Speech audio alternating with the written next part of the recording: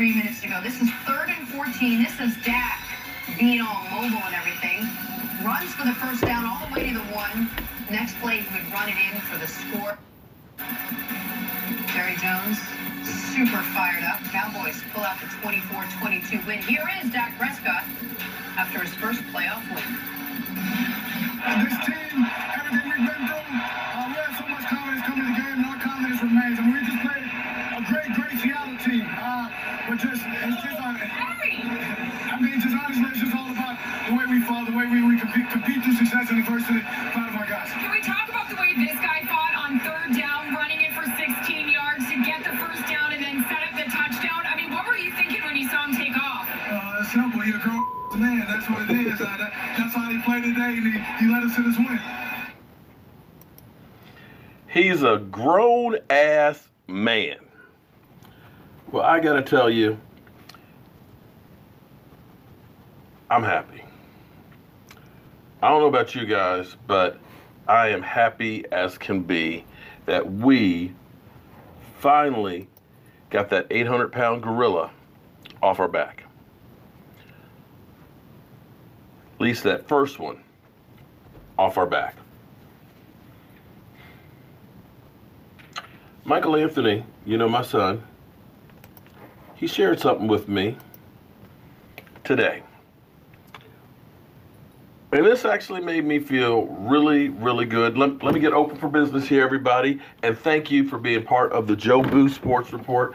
I want to shout out all you guys that came in while we were doing some impromptu live streams yesterday with Philly 500. And Philly 500 is actually a cool dude, man. He is freaking hilarious. And it was fun messing with him during his live stream yesterday. And got to tell you, we'll get back to it, but the NFC East, which was known as the NFC least, maybe not quite so least yet. But here's the thing. John Davis went to my son, Michael Anthony Fitness, and I'm trying to convince him to make a haterade report, that he's going to be my haterade reporter. But John Davis went to Michael and said, I owe your father an apology. He is correct about Dak. Dak is the quarterback moving forward. What is the best way to apologize? What the F? Are you kidding me?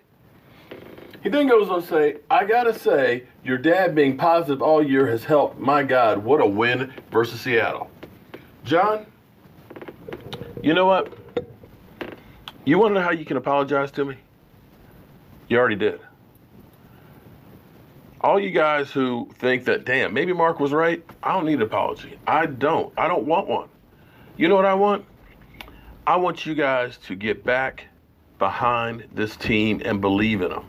And understand, it's not about one player on the team. It's about the team. It's about all of those guys together that makes this thing win. It's not just Dak. It's not just Zeke. It's that offensive line. Those guys who have been shuffling around all season long, who have been battered and bruised. Tyron Smith has had a stinger. He's got a knee brace for a freaking arm brace. Zach Martin injured his knee in training camp, but he's been a warrior out there, only missed that one game. You look at Looney Tunes. Clawing, digging, scratching, fighting. Not thinking he was going into the season and being a starter, but starting every single game, every single play, getting the job done on the snaps. How many times have you seen a bad snap from that guy? Because the center is one of the hardest positions on the field to do. And shout out to Junebug. Junebug, you know, I see you there. The clip from the stadium live was from Junebug. Junebug, I appreciate the clip, man. I wish I had been there. I see Joseph Hartley up in here. Joseph Hartley, great dude, man. That guy is actually Wyatt Earp in Tombstone. Dude sent me a prop pistol. I feel so loved in this channel. But don't apologize to me. I don't care. I'm not going to sit here and cackle and say, yeah, haha, I told. No, I'm not going to do that. I might do that to the Eagle fans, or I might do that to the Giants and Redskins, but I'm not going to do it to Cowboy fans. We're family. And like family, we're going to fight. We're going to disagree. We're going to not get along all the time. But in the end, we are family. No. Here's the thing with Joe Boo. I'm a creature of habit, and I'm superstitious. I know, right? A guy with the voodoo doll superstitious is kind of crazy. But when we were 3 and 5, this is true. When we were 3 and 5, I went through and I said, fuck you, Joe Boo. No more rum for you. And I put a paper bag over his head. I said, I guess I'm about to do this myself, Joe Boo. You saw him laying out on the table there with the mask on. But you know what? Come Sunday, I took the mask off, poured him some rum, and I think that released the inner beast in Joe Boo. Because that's when that winning streak, seriously, like I said, I don't know if Joe Boo has anything to do with it. I don't know if Joe Boo has to do with anything. All I know is I ain't taking a chance. All I know is good things have happened to me. I'm a guy who didn't have a whole lot of friends in high school. It's true. I was shy and couldn't talk in public. The Zeke Elliott Project. Thank you very much for the super chat. I don't know if he had anything to do with it. Maybe it's just subliminal, you know, it's kind of like a placebo effect. All I know is in 2014, we recreated the scene in Joe Boo, It's Bad Steal Joe Boo's Room in Tony Romo's locker, and he had the best season of his career. I know Sean Lee asked him to stay on the field while he was still in a cast for knee surgery. And the next 2 years, he was a Pro Bowl player. Charles Haley made him his profile picture, which it still stands there today. And he sat next to the commissioner last night and didn't get suspended for anything, did he? Oh, and after he did, he was also elected into the Hall of Fame. Again, I don't know if that has anything to do with it. All I know is I ain't messing with it. So if you want to thank me, you don't need to. You want to apologize? Don't need to. Just support this team, get behind them, because the power of all of us together thinking, hoping, praying, getting behind this team is gotta help. So John, you my dog now. You manned up. You admitted your mistake, and that's all that's necessary. You're gonna walk the walk, you're gonna talk the talk, walk the walk. So I'm cool. So the question is, now that we got the 800-pound gorilla off our back, we got to look at the storylines here. This game has got a lot of storylines. Jason Garrett's now got another playoff win, which is great. Gotta love it. I see TGK TV says, Dak is my quarterback, bro. And I'm keeping that same energy. I'm keeping the same energy, TGK. You can check him out and all that. I hate to say it. He's got a lot of people over there. You know, TGK, I don't know, man. You got a lot of people over there that say a lot of things about me, man, and it don't sound good. But it's all good. It's all good, man. But here we have Wade Phillips on the defense, and Jason Garrett. Jason Garrett kind of undercut Wade and got the job. You got Jason Garrett, who right now is 0-2 in the divisional round. He's got to get over that hump. If we win that game, then that means Sean McVay, the hot young coach, would be 0-2, one and done. So there's that storyline. You got Austin going back to play against the Rams. So you got that motivation. So there's so much stuff tied up into this thing, it's going to be crazy. Oh, and the Cowboys, I got to tell you, when I go to training camp, when I go out to California, when I go out to fan clubs like the Southern California Dallas Cowboy Fan Club, there's a lot of Dallas Cowboy fans there. And it sounds like somebody needs to let the damn dogs out. Roop, roop. Okay. So, you know, Shango's out there, and Shango apparently has got a house party to go to with John Legend and won't be able to go. So, you know, Shango, hook a brother up. Hook a brother up, man. But seriously, though, I wish I could go to that game, but no. It's going to be interesting. The thing that I love is that every week, no matter what happens, there's Sarah. How you doing, Playmaker? I see Tamara Parker. I see DeMarcus. I see Boomer Sooner. I see Tom Tom. I hear Hot Shot Layer. I see Josh. Everybody, welcome to the chat and Jobu Sports Report. And I'm going to go get my damn gun and shoot me a dog here in a minute. I guess they heard that one, huh? Okay, so when we talk about playing in LA, I'm not sure that the LA crowd has really embraced the Rams being back. I don't really know that they care about football that much. And I know we got a lot of Cowboy fans that are out in Cali. But here's the power of the Dallas Cowboys. This is actually freaking amazing to me. Before the Bears screwed the pooch on that game, before they lost it on a missed field goal, freaking kickers. You got to hate kickers. Hate kickers because everybody else is sweating their ass off. They're over here just popping the ball from now to over there getting some Gatorade while we were all sweating our ass off running gassers and things, man. Hate kickers. Top. Yeah, everybody loved that video, man. It was hilarious. It actually gave me some ideas of what I want to do in the future here. We'll go back to that later. But we go to LA. I think we're going to have a lot of fans there. But the ticket prices before for playoff games, think about this.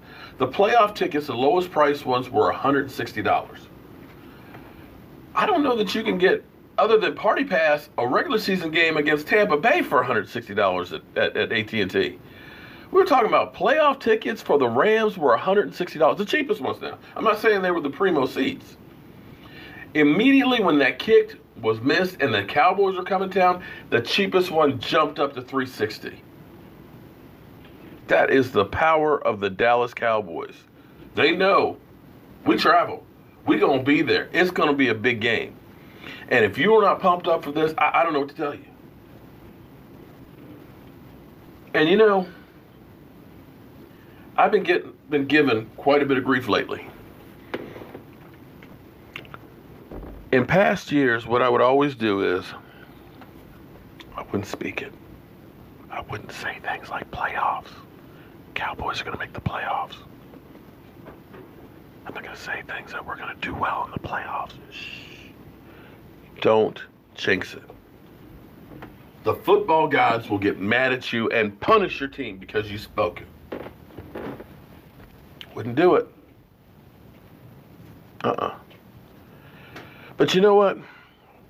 I didn't speak it all those years. No, don't say anything about making the playoffs. I don't want to jinx it. Don't do it. Don't do it. But this year, I tried something different. This year, I looked at things differently. There was a book called, I think it was The Secret years ago. I don't know if there's anything really to it or not. But what I have started to live is if you do not believe that something can happen, if you cannot believe it, chances are it won't. Because you first have to believe that you can do something. And then you have to work your ass off to make it a reality. And unless you give up, you don't fail. I don't care what it is. I don't care if it's football. I don't care if it's your job. I don't care if it's your marriage, whatever. As long as you come up with a plan, as long as you bust your ass to try and make it happen, as long as you, hey, if it doesn't work the first plan, come up with another one. You never fail.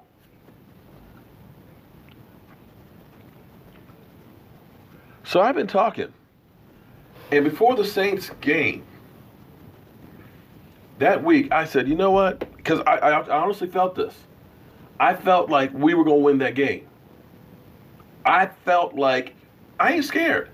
I'm not nervous about this one. I think my team's got this.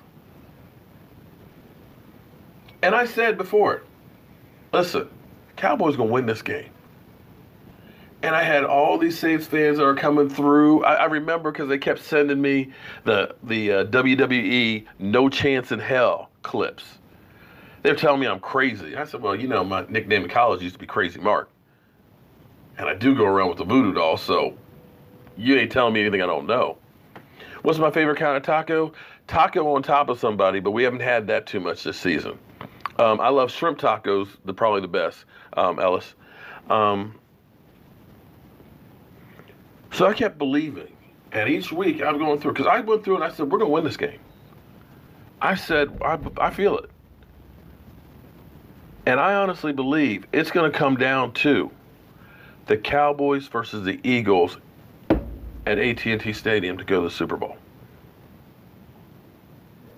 I honestly, truly believe that. I got to tell you, in my mind, I believe the stars are lining up because it's not enough just to be a good team. There's been a lot of great teams that never win the Super Bowl. That something fluke happens and they get tripped up on the way. You can look at the Minnesota Vikings that were, 15-1 one year? Boom, they lose it. You can look at the 18-0 New England Patriots that lose to the Giants. Things happen. It's about getting a call. It's about the ball having to bounce the right way to you as opposed to away from you. It's about being lucky with health, where you got guys that are healthy. It's about playing your best football at the right time. I got to tell you, you look at how Dak started out this season in the toilet, the regression, whether or not he was going to be, because some of you guys out there said he's going to be flipping burgers at McDonald's in 2 years. Dak trash cut. Dak's a loser. Dak's a bum. You can't win with it. You need a guy like a Kirk Cousins. I remember you guys saying, I'll take Kirk Cousins over. I'll take Jameis Winston. I'll take Fitzpatrick over him. Even a couple of weeks ago, Joe Flacco, I'll take him. Where are all those guys right now? Where are they? Watching Dak. Yeah, that's right. It's Dak attack now. Amen on that. It's Dak attack. You hit the nail on the head. So to go from where he was, 160, 170 yards a game, to steadily improving. Last week, you saw what he did against the Giants. You saw what he did against the Eagles in that fourth quarter, 400-some odd yards. And although there wasn't a whole lot of yardage in there, touchdown pass and that freaking run, that unbelievable run, he is playing on a different level. He's not turning over the ball. He's doing whatever he needs to win. Zeke Elliott? Shit. Zeke? 137 yards, 5.2 per carry yesterday? And he's breaking out the double stuffing? Look at that. It's not enough just to go like this. Look, we got to go this way. The offensive line, after being shuffled around, Connor Williams getting hurt, Connor Williams looking lost, Zach Martin playing with a bad wheel, Tyron Smith missing some games, bringing in Xavier Salafalo, giving Connor Williams a chance to catch his breath. Zach Martin goes out. This offensive line, you look at the Redskins line like last year where they just kept losing people, never getting people back. We got everybody back last week, and look what the job that they did. Dak had a great game because the offensive line took care of business. That part of the team worked together great. Zeke Elliott was able to eat. And then you see, as we're talking about peaking, you bring in an extra weapon. Tavon Austin. Now all of a sudden, you got some special teams work. Got to work on our kicking. But all of a sudden, we're getting some good field position. So when you talk about peaking, I don't know that we've seen the best football from the Cowboys because they've been steadily climbing since week 8. I look at the Rams, who were up here over the last 6 weeks. Now, I know they were resting, Jared Goff and that team have been coming back down to earth. So, yeah, they'll be favored. Yes, Southern California Dallas Cowboys fan club. I was fortunate enough. They treated me like family. Probably about 5 years ago, I was out visiting my daughter, and it was during the season, and I was like, damn, I got to find a place to watch the game. And so I was on Facebook, and they were like, dude, come on in. And that was before anybody hardly even knew Joe Boo. They treated me like family, great fan club, as there are all across the country, even though a lot of people say we're just bandwagon fans and you can't be a real Cowboy fan. That's bull crap. Cowboy fans are everywhere. That's what I'm talking about, DT. We will have that place packed. You'll see a lot of blue there. And you'll know when the Cowboys are doing well. We will hear it. Now, problems for our team right now. Allen Hurns. My God.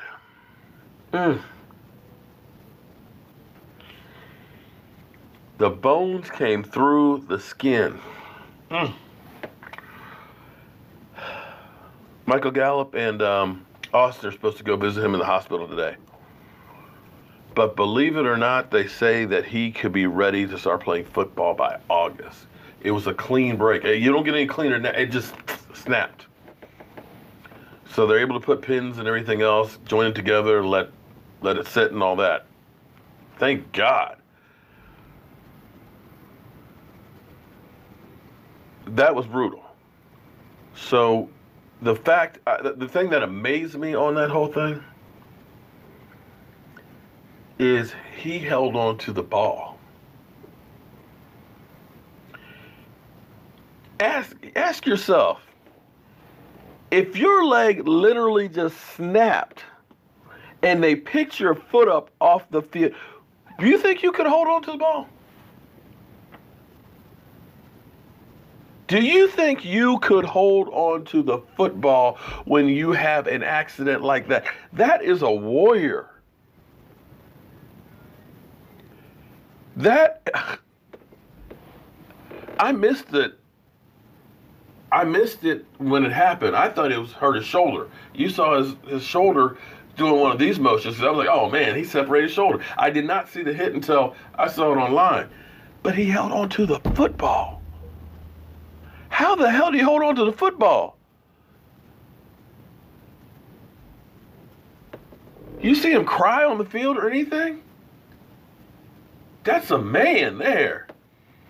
That's a man that is living and dying for his team. That is a guy who's not giving up. That was the most incredible thing I have ever seen in my life.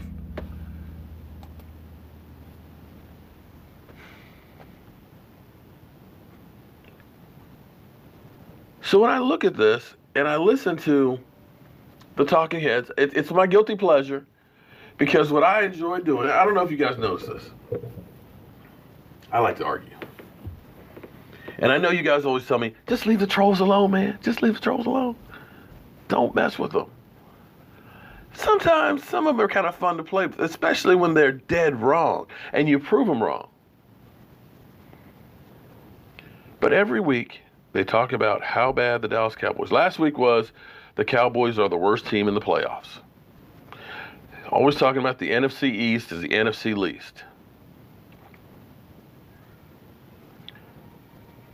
Funny. Both those teams advanced, didn't they? From the NFC least. Huh. Isn't that special? NFC South, one team in. NFC North, one team in. NFC West, well, we took care of the second one right there. We can take care of the first one this week. So, I feel good about this team. We lost to them last year, but it's time for revenge. My motto is the 3 R's. And right now, this Dallas Cowboys team, it fits them to a T. Respect. Ain't nobody giving the Cowboys any freaking respect.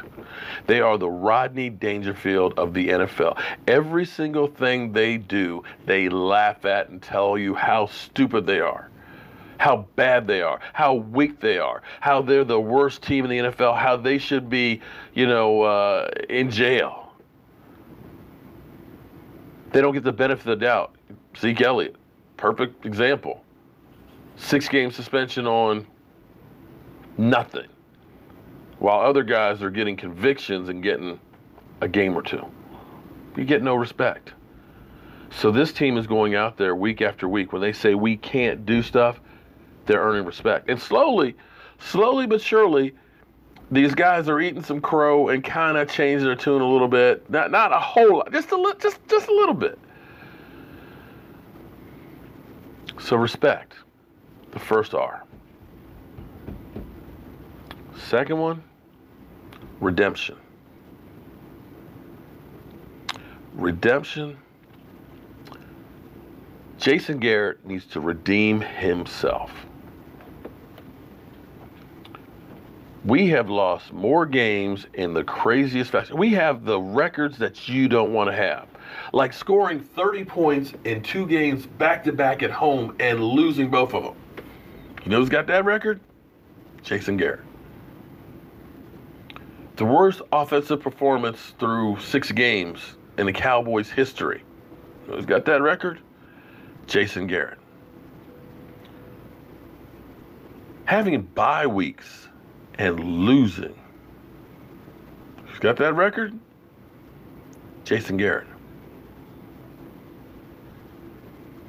You look at a guy like Randy Gregory, Dallas Cowboys, 2nd-round pick. We thought we had a steal. This guy's got all kinds of talent. Should be a top 10 pick. He's a beast. It was just a little slip up on the weed, on the at the combine. No big. We'll take a chance. We'll take him. We'll take him. Yeah, he's still on his rookie contract. And after being suspended over and over and over again, and just barely getting back in now, because we don't get the benefit of the doubt. No matter how many times Josh Norman was allowed to come back, we don't get that kind of chance. We got to go through all the hoops. We got to go see the commissioner on a regular basis. And when he first came back, Randy Gregory pushing people in the back of the head right in front of the official. 15-yard penalty costing us a field goal. Damn, Randy. Face mask on Drew Brees. Damn, Randy. Oh, even though he was being held. They missed that part. Damn, Randy. Why are you still on the field? Redemption. We have the best linebacking core in the NFL, I will argue. And right now, with the way Randy Gregory is beginning to come on, with DeMarcus Lawrence, we may have the best 2 defensive ends right now. Randy Gregory has redeemed himself. And the third R is revenge.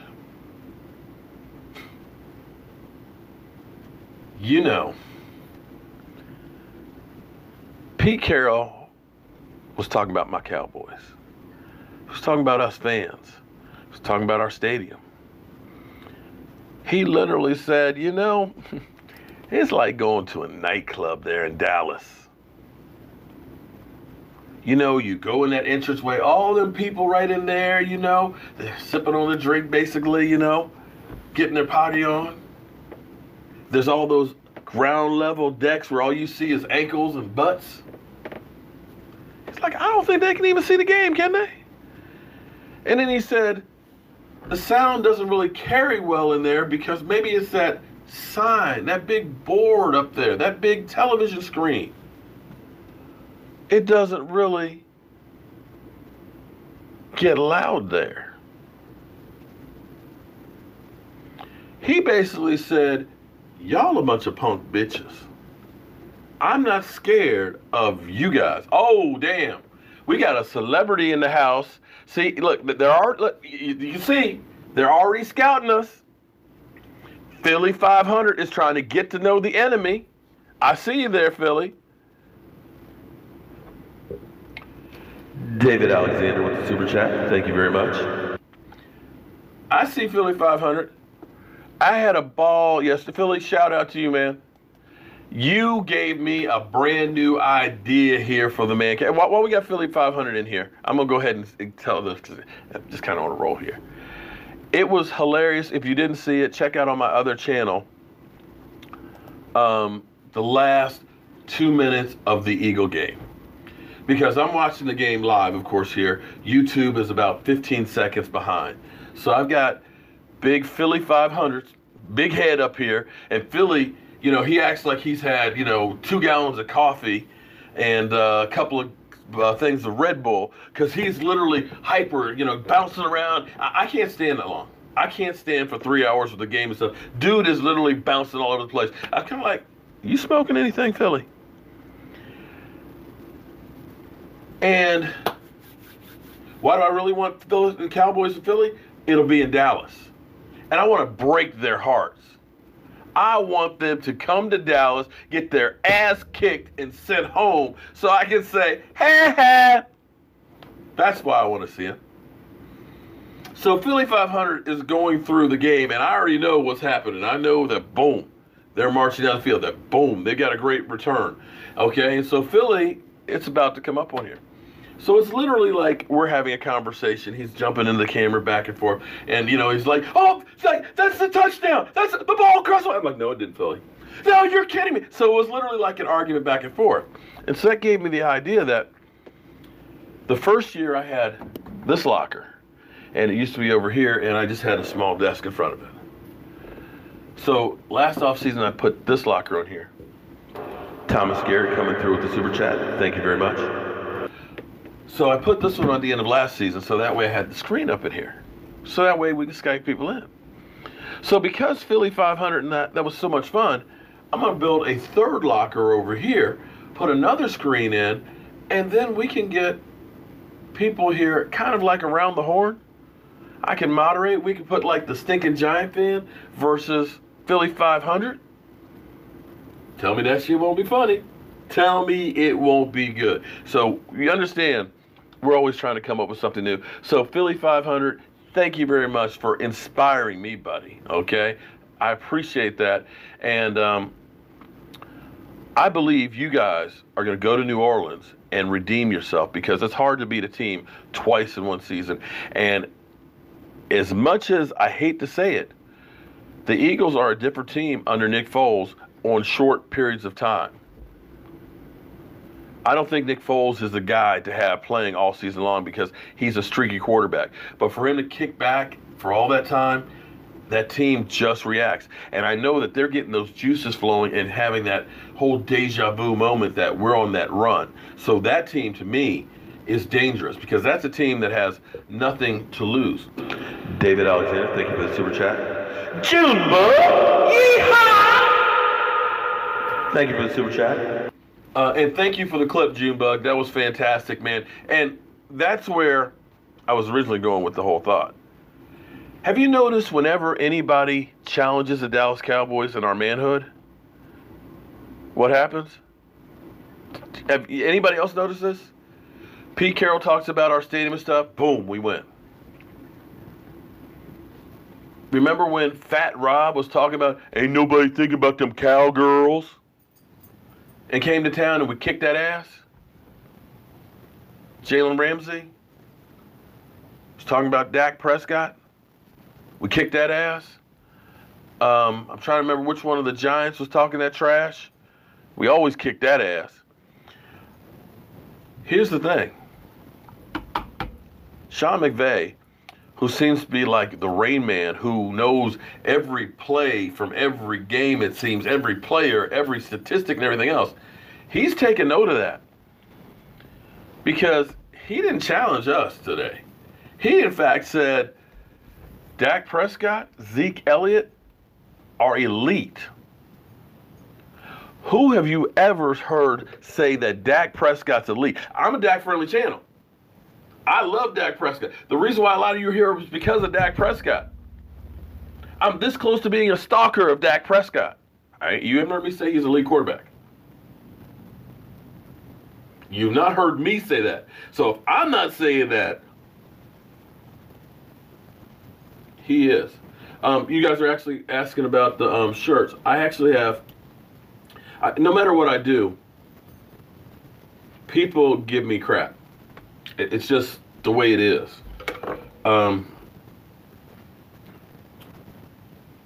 I literally cannot get a break from people. But what I did, because a lot of people were asking me about shirts, and I got my wife designed these and stuff, and I think it's cool. Hopefully you guys can see it right there. Respect, redemption, and revenge. One of the reasons why I get shirts made is I get autograph signings, and that's where we do the giveaways and things. We'll do a double giveaway on Friday night with the super chats from here and the super chats that we got from yesterday. We'll do some, end of season giveaways. Hopefully it's not the end of the season. But one of the things I do is I get the players to sign those, and it's kind of cool. So I have the Joe Boo store, which is on Teespring. So if you look up Teespring's Cowboy Joe Boo store, you'll find it there. Chris Golden with the super chat. Thank you very much, man. I appreciate that. So I've already ordered a couple for myself, and people who had ordered shirts before because I lost my other guy who was doing them, I'm ordering those, so those will be shipped to you directly from there as well. If you do order any shirts today or tomorrow, use the promo code 00, 3 zeros and a 4 for Dak Prescott, and you'll get free shipping on them and things. So it'll still take a little bit of time to get there. And the other one that I love right here is I can't, I can't wait for this. I can't wait to get this one. The Power of 4. These are my mottos now. Dak Prescott, 4 for his mother. Oh, did I miss a super chat? Chris Golden, thank you very much for the super chat. Or did I miss another one? I apologize if I missed another one, guys. It's kind of hard when you're running this stuff to keep all this stuff together. I'm trying to convince E2 Blue that I need his help so we can start expanding this thing even more. Or was that David Alexander? Did I get David Alexander with the super chat? Preach, Mark. The dog is in the house. Go Cowboys. Wolf Wolf. Rams 17. Cowboys 30. All right. I like that. Josh Cook with the super chat. Thank you very much. Cowboys Nation, all the screw and all the haters. Cowboys for life. So that's what I've done, at least with the stuff. And like I said, I've always been in the tank for Dak Prescott. I know, don't get me wrong, Dak still has a long way. The ceiling is a lot higher than what people give him credit for, and I think he's going to be there, as we go down the road. Damn, you guys aren't letting me do any talking here other than doing the Benjamin Forbes super chat. Thank you very much. Well, thank you very much for finding the channel, man. I am just Joe the fan who just never shuts the hell up. I'm a huge Cowboy fan, love this, love working with the fans and things, and as this next season comes up, we're going to try and keep on expanding, do more and more events and stuff with you guys, because that's what it's all about, spreading the mojo. But I want to go to one more clip in here. I'm not even going to mess with Skip and Shannon Sharp, because I'm sorry, listening to Skip Bayless now talking about how good Dak Prescott is, how my quarterback is, and I'm like, dude, you threw his stuff in the garbage a few weeks back, didn't you? Didn't you say you were done? If you're gonna talk the talk, walk the walk. But let's go to Chris Canty, we're going viral. Ravens showed up to their wild card matchup against the Chargers in Halloween masks, but LA wasn't scared. Yeah. Getting Baltimore the loss on the field. See what I did there? Off the field, trolling them with the crying Jordan treatment. Wow. From the official team account. Savage. Savage. Now, those are defensive linemen, right? Those defensive players. Yeah. Offensive guys, you can't come to the stadium with a mask on. Well, T.Y. Hilton Well, did no, that. that's because someone said him a that's clown. Yeah. Okay, yeah, he did that in response. Yes. Yeah, Well, the joke was on people. Jonathan Joseph, Well, as there's we no found doubt out. about that. Yeah. There's just no doubt about that. That's a defensive maneuver right there. Yeah. Defensive maneuver, right? The shape, Chris. I listen. For all my time I've known Chris Chris has no prejudices or biases that I can tell. Except for against defensive football players and NBA players being soft. These are the two stereotypes you buy into. You don't buy into any racial. Just my history tells me that. History tells me guys in the NBA, not this generation of players, are not physical and definitely don't want to fight. And I spent 16 years in NFL locker room, more years covering it. Man, it's a bunch of dumb dudes. Come on, CC, come on, defensive side of the ball. Come on, CC, I'm here. Did you realize he's sitting right next to you? I got Hall of Famers texting me all the time. Right next to you. Yeah, He don't care nothing about that. He's not one of them. I mean, I'm no fool. He's too big. Come on, haters. I'm dumb up in his face.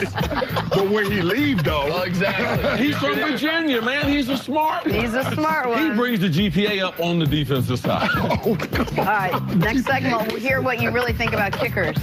Back to the Cowboys and Seahawks. Here we go in this one. Dallas down 4 in the fourth quarter. Let's get it going, Dak Prescott. Nice. I love that. How does Nick Wright have a job, bro? I agree with you on that one. Longest pass of the day. 4 plays later, Ezekiel Elliott runs in the 1-yard score. Dallas. Okay. We saw that part. I'm sorry.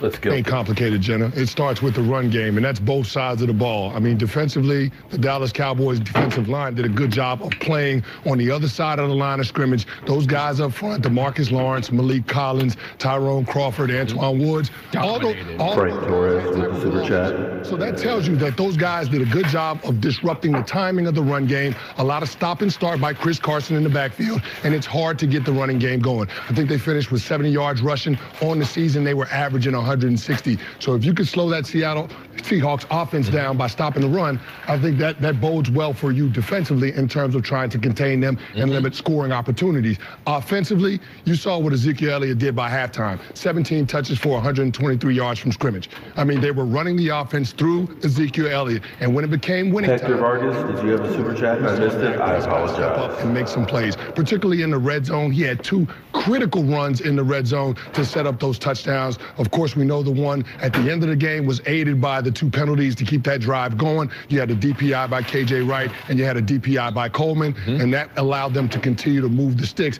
And then, you know what? When they got into the scoring area, Dak Prescott was aggressive. He took advantage of the opportunity when it presented itself on that 3rd and 14. And ultimately, when your quarterback is making those types of plays, and then your offensive and defensive lines are dominating the way the Cowboys did, you're going to have a good chance to win a playoff game. And 2 of these 4 games were won not just because of the running game, but a small little point. Tavon Austin flipped the field a couple times. Those 74 yards that he had as a returner in the Baltimore game. And he had one taken away. A touchdown that could have really changed it. Yeah, so in these games that defenses were dominant, not like the beginning of the first few months of the NFL, we could see special teams, Tavon Austin, those extra yards to create that field position that Dallas could play. This connected game where they could depend on their special teams. See, and that's what I'm talking about. Peaking and being healthy. Getting Austin back, that was a hell of a boost, especially now that Cole Beasley's ankle was messed up and we don't know if he's going to be able to be back. You can put him in on offense. You've got him as a kick returner. That is having a big piece of luck right there. Getting healthy and getting people back on the field at the right time. They could depend on their defense, and when it was late, they could depend on their quarterback. And I just like the fact that everyone is not going to be a Tom Brady, Peyton Manning, Drew Brees type quarterback. And I just have a great deal of respect for those quarterbacks who aren't those guys, but they develop a style for which they can win games. Ben Roethlisberger has done it at a high level. He's a totally different quarterback. He came into the league very one-dimensional. You couldn't depend on him. You had to play strong defense around him. He had a limited passing game. Now he's grown into one of the most prolific passers that we have. Dak Prescott, man, be who you're supposed to be. And in the biggest moments, 3rd down, 4th quarter, that's when you could see him running the football. So Scott Linehan's buy-in. Wait, hold it. I haven't actually heard all this before. I'm going to stop the garbage right here. Oh, wait a minute. You can't listen to too much of this stuff because it makes your head hurt. Okay. Don't get me wrong. Dak can run the ball, but we don't run the ball that often. It's very selective. In fact, I wish we would run the ball more often, especially like when it's like, 4th and 6 inches. Do a quarterback sneak instead of running backwards to get it to Zeke and allowing the team to penetrate. But you would think that this was Randall Cunningham as a quarterback. Because I got to tell you, how many runs did we have on that drive with Dak Prescott? The 3rd down and 14, I believe, and he ran into the end zone. Wasn't the rest of that either Zeke running or him passing the ball? Am I wrong on that? Because the way he makes it sound is do what you're supposed, you are, run it. You think we were running 100 yards with Dak Prescott. He was RG3. Have you looked at the numbers? I know it was only 226 yesterday, but how many yards did Russell Wilson throw for yesterday? Look what we did against the Giants. How many yards was that? 300 and what? How many yards was that against the Eagles? 400 and some? Am I missing something? We don't know what Dak's going to become, especially if he gets an offensive coordinator that has a modern offense. We don't know what he's going to become if he gets a quarterback coach who can teach him some of the intricate moves, the reads and things like that. We are only in the 3rd year of Dak Prescott.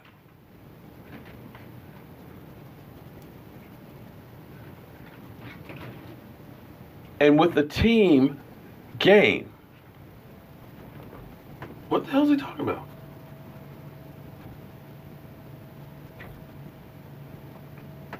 Can somebody tell me? Like Dak is Cam Newton. That's perfect example, Marcus Bell. Perfect example. You would think that this was Cam Newton or Randall Cunningham, that's the only way we win is by him running. But very rarely does Dak only runs when he absolutely has to, or if it is a design play, which is very, very rare. Russell Wilson runs a lot more than Dak Prescott does. I dare say Carson Wentz before the knee injury probably ran more than Dak Prescott did. And here's the thing that's interesting to me, because what they fail to kind of put into that mix is come the 4th quarter, when they go no huddle, when they take the ropes and the chains off the man, and you got to have a drive, it somehow seems like we got to have a drive, I believe 15 times. The most over the last 3 years, where he has been in charge of the offense. They've gone down the field and taken the lead and won the game.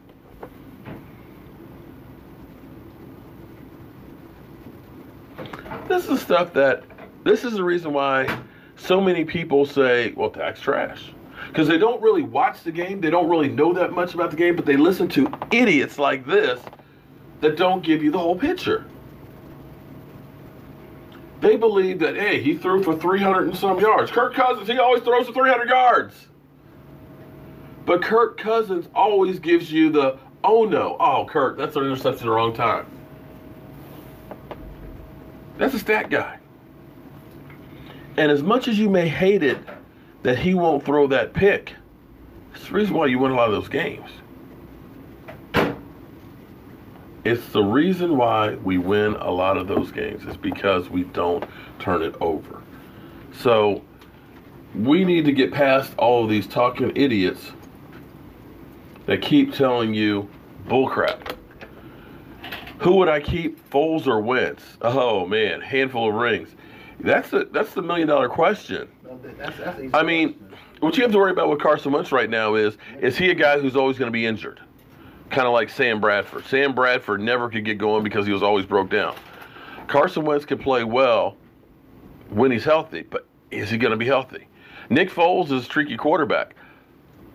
I think you have to actually go with Wentz, but the fan base is always going to say Nick Foles because Nick Foles has done something that no other Eagle quarterback has done, and that's taken him to the Super Bowl. And then all of a sudden he comes in and he's winning. The fan base is going to be behind Nick Foles. You can listen to Philly 500 if he's still here. Philly, if you are, chat in on this. They literally are ready to run Carson Wentz out of town and say Nick Foles is the guy, but I think that's actually a mistake. I kind of enjoy the fact that they're kind of dividing the whole fan base because I hate the Eagles. I absolutely positively hate the Eagles. But before I go out of here, I do want to show you guys something. I have actually been really, really blessed to have gotten to do a lot of work with United Way. United Way, who's been a partner with the NFL since back in the 70s. I mean, Roger Staubach, Franco Harris, they were some of the original spokesmen for United Way. David Alexander, thank you very much for the super chat. I believe in my Cowboys. I believe this is the year and we're going to the Super Bowl. If I'm wrong, I'm okay, because I'm a grown-ass man. And I'll take the flack from all those ones that are sitting on the couch right now. I'll take the flack, that's okay. But I believe that we got a chance, as good a chance as anybody, to make it to the Super Bowl. Now, last year, I got the privilege of covering Super Bowl winners. United Way is raising money for Character Playbook, and I'm going to tell you, some of you trolls out there could use Character Playbook, because what it is basically educating kids on how to relate with other kids and get along in society. Something that is needed everywhere in this country, because we are better together than we are apart. Now listen, for a $10 donation, it ends you up in this drawing. And if you ever do the Mega Millions and stuff, you know the odds are so astronomical, chances of winning are slim and none. Listen, I've said this before to people and people don't believe me. Trust me, the odds, the odds are really, really good. I mean, extremely good. And what the winners, and I forgot their names now, forgive me. I know you guys didn't watch Super Bowl last year because the Eagles were in there, but it was Junebug, thank you for the super chat. They had the dream trip of their lives. They ended up, we were at the Justin Timberlake press conference, which was actually better than the halftime show. They went to the NFL PA party. And I'm sitting here, I'm filming them, and here's Emmitt Smith. And Emmitt Smith does not like to be on video without knowing what he's going to be on. I see Emmitt Smith over there, and I'm talking to them and all that. And I said, hey, there's Emmitt Smith over there. Emmitt, would you like to congratulate the United Way winners on the Super Bowl trip? So Emmitt comes over and says, yeah, man, congratulations, blah, blah. I was like, I got Emmitt Smith on here. So they're at the NFL PA party. I'm seeing, like, you know, everybody that's up in there, you know. It's freaking incredible. So not only did they go to that, they went to the NFL commissioners party. I didn't get to go. I couldn't get in. But they were at NFL honors. They were at, they had box seats. They were on the field, sideline passes, where he proposed to her. They were not only at the NFL tailgate. Now, you know, you've seen my tailgates. Mosh Belly, thank you very much for the super chat. You've seen my tailgate. You know, we get a lot of wings and stuff. We got some Mojo Punch and, you know, some burgers. Forget that. The NFL does a tailgate. The tickets are like $500-$600 a piece. And when I say a tailgate, it's like basically like a convention center. They've got music. They've got open bars. They've got food everywhere. And then there is the VIP section of this where the teams have their own tables. They had passes to that. I got up there to get some pictures of them. And here I see at the Cleveland Browns table is Jim Brown. All of the teams, there was Jerry Jones in the table and everything else, all this. I mean, literally, it is a dream trip, and it goes for a good cause. And I'm telling you, if you win, you'll definitely be on the Joe Boo Sports Report, because I'll be there actually filming it. So check it out. It is United2win.com. And you're helping out. And, you know, my whole thing is when you do something good, it comes back to you 1,000 times. I try and live my life that way. And for me, David Alexander, thank you for the super chat. everything. I have been blessed. I'm not a rich man or anything like that, you know, but I'm blessed with great family, great friends, great relationships, and it's just growing. So do something good, and it might come back and really benefit you. Jalen Smith bullied Alvin Kamara. Oh, amen on that one. The Cowboys bullied him, quite frankly. I guarantee. Oh yeah, how's the energy, Philly in Philadelphia right now? I guarantee it's really good after the way the season started out. Mark, we got this. Everyone that talks bad Avenue. You're right about that. They are forever talking bad about us, man. They don't give us a break ever. Go America's team and the world team. Yeah, you know what? We definitely are the America's team. And I see Philly 500 is still hanging in here. What's up, Philly? You ready for Saturday night? Oh man, I'm. You know what? I'm definitely gonna be ready, but I'm gonna try not to. Ricky Lee with the super chat. I'm gonna try not to wake up at 3 o'clock in the morning and stay up all day, because I was just like running on fumes. I don't know what the hell was going on, but it was just like I was on crack or something, and I wasn't. But that was an incredible game, and I could not go to sleep afterwards.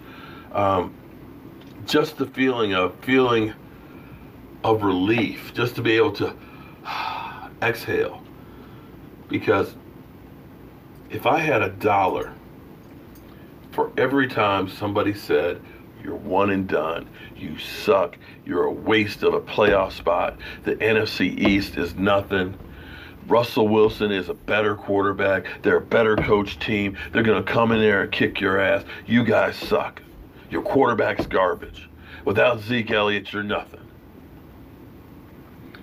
And if that had happened, I would have manned up. I would have been right here. I would have been taking it. Because I'm a grown-ass man. But thank God I don't have to take it. And I think the team can exhale right now. I think Jason Garrett can kind of go, whoo, thank you, Jesus. And now you're playing with house money. You know, sometimes you can put a face on and be happy and all that, but you never really know what's going on behind closed doors. You never know what really is going on in somebody's life. I always say there's two worlds out there. There's the real life with real situations, real problems, and things like that. And then there's the internet and social media. On the internet and social media, you always put up the best face. You know, ladies will go through and they'll use those filters and, you know, make sure it's perfect, or maybe even kind of tighten up the curves a little bit there with the, you know. You got to make sure that you've taken 50 pictures, and you got to make sure that this one was just the right angle, just the right side, and everything else. So you don't really know what happens on the other side of the television screen. But I am happy. I am happy. I am blessed with everything that I've had in my life, good and bad, because everything that has happened to me shapes me as the person that I am. Cowboys sweep. Thank you very much. Much love from a grown-ass sweep. I like that. I like that, man. So I'm blessed. You know, I'm blessed to have people like Philly 500, man. That dude is hilarious, man. I'm happy to, blessed to have Caesar in here. I'm happy to have Cowboys D. I'm happy to have Big Coach 22. I'm happy to have Roger S. Daniel. I'm happy to have Positive Desire. I'm happy to have Incognito. I'm happy to have Big D Coach. I'm happy to have, blessed to have David Alexander, David Sanders, Timothy White, Roberto, Willie, HVACG Life, man. I am blessed to have each and every one of you guys in here. Thank you so much. Friday night, we will do a double drawing. I've got all these shirts. My wife says I got too much stuff here in the man cave, and I broke it to her that I'm going to build another locker in here, and she kind of, oh, Lord, here we go.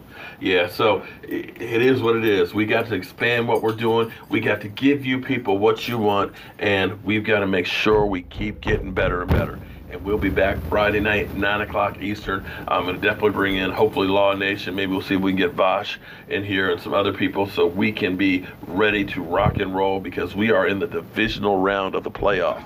And I'm telling you, we're headed for a showdown in Big D against the Philadelphia Eagles for the right to go to the Super Bowl. And again, remember, UnitedToWin.com. Go there. It's $10 to go ahead and register for it, and it helps out character playbook and everything else. It goes to a good cause, and it might just end you up at the Super Bowl to see the Dallas Cowboys. I'm Mark Holmes, and I'll see you guys.